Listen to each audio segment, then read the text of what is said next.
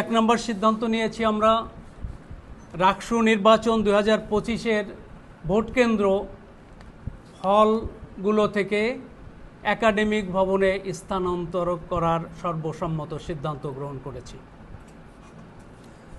2 নম্বর, ছাত্রদের যে voter list আছে সেই ভোটার লিস্টে তাদের ছবি সংযুক্ত থাকবে নির্বাচন রিটার্নিং অফিসারের কাছে এবং তারা তাদের নাম, হল, আইডি নাম্বার এবং ভোটার ছবি সহ তাদের সিগনেচার করার জায়গা থাকবে, সেখানে সিগনেচার করে তারা ব্যালট পেপার নিতে পারবে।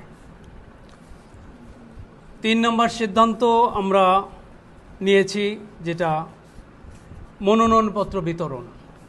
এটা আমরা 24 তারিখ থেকে আমাদের মনোনয়নপত্র বিতরণ শুরু হয়েছিল, আজকে পর্যন্ত ছিল, কিন্তু আমরা ছাত্রদের সকলের অন্তর্ভুক্তির কথা বিবেচনা করে আমরা এটাকে 31/8/2025 পর্যন্ত বর্ধিত করেছি। আমাদের পরবর্তী এই শিডিউলের পরবর্তী তারিখগুলো আপনাদের আগামীকাল আমরা জানিয়ে দিতে পারবো। আমাদের মিটিং চলছে, আমরা আবার মিটিংয়ে বসবো। মিটিংয়ে বসার পরে ইলেকশনের তারিখ এবং পরবর্তী অন্যান্য যে তারিখগুলো সেগুলো আপনাদেরকে জানিয়ে দিতে পারবো।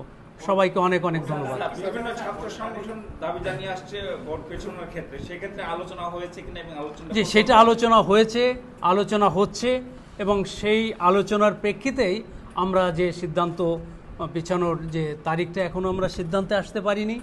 আমাদের এই তারিখটা একটু পিছাবে কারণ অনেকগুলো বিষয় আছে, সে বিষয়গুলো আমরা পরবর্তীতে আপনাদের জানাবো। এখন আর আমি ওটা বলতে চাচ্ছি না, কারণ আমরা যখন একটু পিছিয়ে দিচ্ছি ছাত্রদের এবং অন্যান্য অনেকগুলো বিষয়ে, সেই বিষয়গুলো আমরা বলছি। যেমন আমাদের প্রথম কারণ হচ্ছে আমাদের যেভাবে চলছিল সেটা কোথায় কোথায় বাধাগ্রস্ত হয়েছে, যার জন্য আমরা এই তারিখটা পিছাতে বাধ্য হচ্ছি। সেটা হচ্ছে প্রধান নির্বাচন কমিশনারের পরিবর্তন। আপনারা জানেন আমি পরবর্তীতে এসেছি এই পদে। তারপরে আমাদের যে হলগুলোতে যে ভোট কেন্দ্র ছিল সেগুলো ছাত্রদের দাবির প্রেক্ষিতে আমরা একাডেমিক ভবনগুলোতে নিয়ে আসতেছি। সেগুলো আমাদের ব্যাপক প্ল্যানের দরকার আছে, সেখানে নিরাপত্তার বিষয়গুলো আছে, সে সবগুলো আমাদেরকে কনসিডার করে নিয়ে আসতে হচ্ছে। আমি তো কথা তারপরে আমাদের ছাত্রদের যারা ক্যান্ডিডেট হবে তাদের ডোপ টেস্টের যে বিষয় আছে, এখানে আমরা যেটা ভেবেছিলাম পরে আমরা কথা বলে দেখেছি যে এটা বেশ 4-5-6 দিন সময় লাগবে। এটা ক্যান্ডিডেটের প্রতিদিনে 100 হয়তো 100 ছাত্র ডোপ টেস্ট করা যাবে। আমরা মনে করেছিলাম যে একদিনে অনেকগুলো করা যাবে। এটা একটা বিষয়। এটাকে ভোটার যদি ডোপ টেস্টে অ্যাডিক্টেড প্রমাণিত হয় তাহলে সে প্রার্থী হতে পারবে না, প্রার্থী থেকে বাদ যাবে। অর্ডিন্যান্সে স্পষ্ট রয়েছে এই ছাত্ররা যখন এই বিশ্ববিদ্যালয়ে আসে, আমাদের যে নির্বাচন যে আমাদের শিডিউল ঘোষণা করি 28শে জুলাই আমরা এই শিডিউল প্রকাশ করি।